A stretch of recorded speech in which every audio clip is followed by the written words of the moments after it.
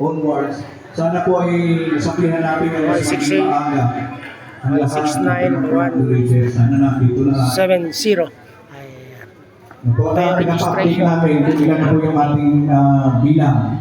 Ngayon pa, ang gusto po natin sabihin sa inyo kung kayo po ba ay updated na sa mga proyekto ng ating mahal na mayor. Okay.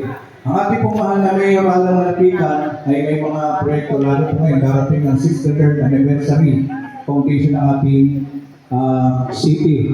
Bukas po, magkakaroon tayo ng motorcade. Alam na po ba ninyo yung inyong mga pwesto kung saan-saan?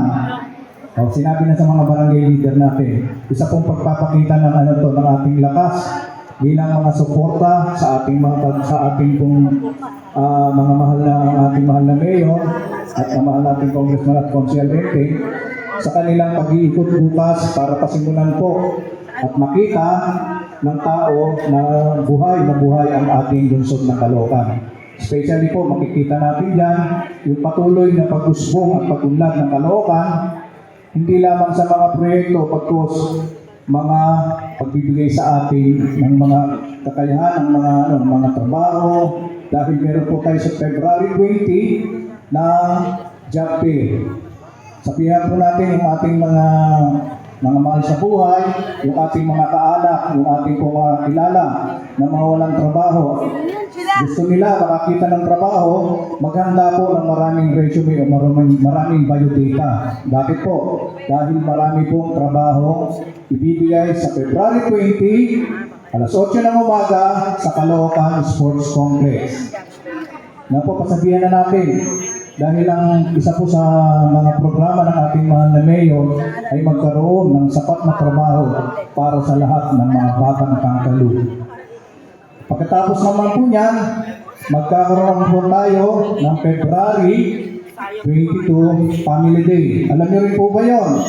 Okay, sa Family Day po, dali natin yung ating mga anak, mga alagang bata, yung ating mga apo, anak, kaanak, magmula po ng 15 taong gulang, pababa, magpamedyas po kayo, magpadala kayo, pamedyasin ninyo. Kung naalala niyo yung nakarang taon, meron pong maraming mga laruan na pinuntahan yung mga bata, hindi lamang po yun, meron din pong ihanda dito ang lahat ng departamento ng mga sa ating City Hall. May mga inanda po sila para dun sa ating mga bata at para sa mga nanay. Magiging i-guide nyo lang po sila para naman maprotektahan doon sa mga yung mga makakasakit sa kanila. Kaya po pagpasusuotin ninyo ng inyong mga medyas, yung mga bata, para po malaya silang makapaglaro. Doon gaganapin sa Caloocan Sports Complex. Sa loob at sa labas. Inaasahan po namin na makakararating ang inyong mga anak, ang inyong mga apo, para po sa proyektong ito ng Family Day para po sa paggunita ng ika-63 pagdiriwang ang anibersaryo ng ating lungsod ng Caloocan. Okay po ba yun? Yes! At hindi lang lamang po yun, medyo nagkaroon pa tayo ng ilang mga proyektong gagawin dito. Opo, ayun, yun na nga, George. Yung pong parada bukas, huwag ka natin kalilimutan. Ang ating pong babantayan dahil tayo ay barangay 168, 169, 170. Ang ruta po ay manggagaling dito, lalabas po ng Diparo Elementary School, diretso, pupunta, ito po yung dito lang sa atin, para malinaw sa inyo. Manggagaling po siya ng Llano, lalabas po ng Diparo Elementary School, papasok ng Chopilo Samson, papuntang barangay 169. Dadaan sa Ninong Amado, lalabas na Estrella, lalabas po patungo ng Caltex Junction, paakyat ng Rainbow Village, 168 pa rin yun, papasok na po sa 171. Malinaw po yung mga natin, yung mga ruta natin, huwag kayong magkakamali. Yung po ang ruta na tatahakin ng ating motorcade bukas.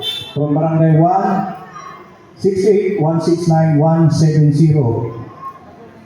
Magsisimula po yan, ang kanilang doon sa may barangay 166.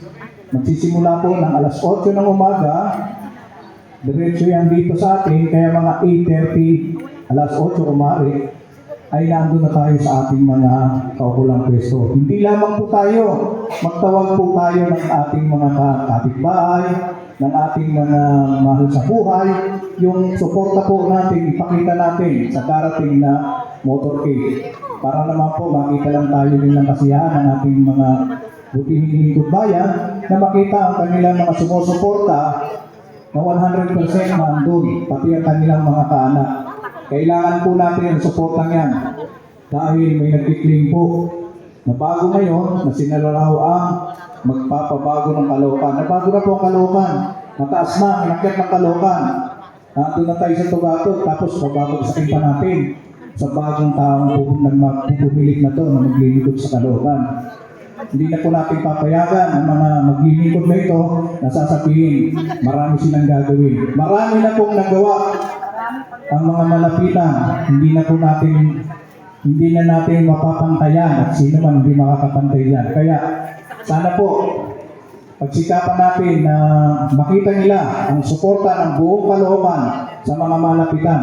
Bukas po, alas 8 ng umaga, hanggang alas 12 nandito po sa First District.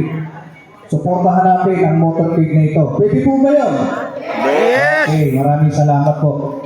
Sana naman, ganyan lang ating gagawin. At hindi lang yun, marami pa nga mga trabaho, mga proyekto, mga activities na gagawin ngayon sa 63rd anniversary. At sana nandun kayo na gagabayan ninyo, especially yung ating pong yung one-stop shop. Naalala ko, may mga nakapunta po ba sa inyo, one-stop shop. Ito po yung medical mission na maraming ginawa na sa Caloocan Sports Complex din. Na-announce po ba sa inyo yan? Yung mga leader natin, huwag po tayong magkukulang na ibigay sa ating mga kapwa leader yung mga aktibidades po para sa kapakanan ng mga batang Pangkaloo. One-stop siya po. Nagkaroon tayo ng medical, dental, pre-x-ray, pre-blood letting, saka yung blood typing. Marami pa doon na mga Tapos yung pagbibigay po ng salamin o sakit mata na tinatawag na sa ating mga activities sa City Hall. Kaya sana po ay nakikiisa ang lahat para po sa mga proyekto at mga activities, especially ngayong pong 63rd anniversary. Ay ka-anim na po tatlong pagdiriwang para sa anibersaryo ng Caloocan. Nasaan si Biet? Wala na. Okay na po ba? Meron po bang mga gustong linawin para bukas? Wala na naman eh. Wala. Sige, asahan po yan.